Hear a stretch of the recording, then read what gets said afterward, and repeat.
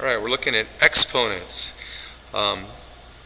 Look over here, we have 2 to the 6th.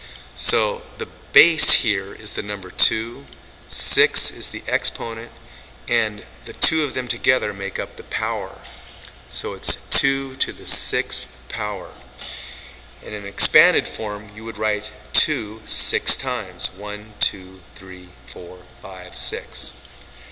In problem number 5 on page 180, they say write using exponents. So we just count them up. We got 1, 2, 3, 4 R's. So I'm going to write R, and I'm going to put it to the 4th power. And then I count up the number of S's, and I have 2 of them, so I'm going to write it to the 2nd power. So our answer is R to the 4th times S squared. On problem number 11, they say simplify. This is 10 to the 4th power. So our base is 10, our exponent is 4. Power is 10 to the 4th.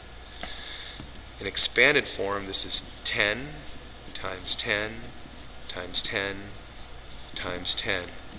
Or a 1 with 4 zeros behind it. 1, 2, 3, 4. Which is 10,000. Number 18, it says simplify, and we're given 49 minus parentheses 4 times 2 parentheses to the 2nd power. So in our order of operations, we do groups first, which is the parentheses.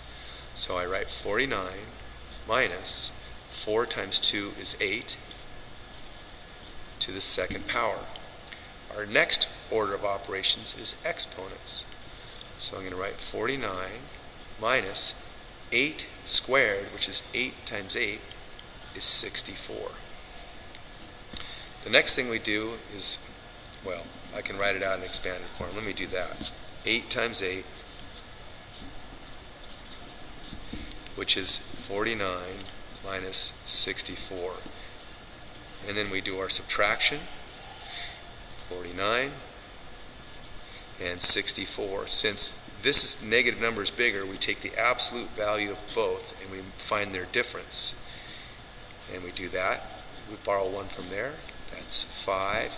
And we subtract. And we take the sign of the bigger number, which in this case is negative 15. Number 21 says evaluate. So I have 3a squared minus 2 for a is equal to 5. So the first step I have to do is I have to substitute.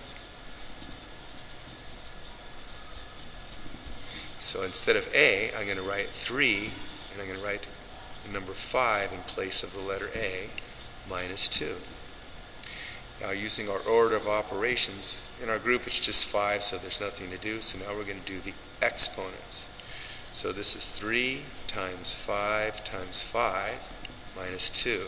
So this would be exponents. 5 times 5 is 25, so 3 times 25 minus 2.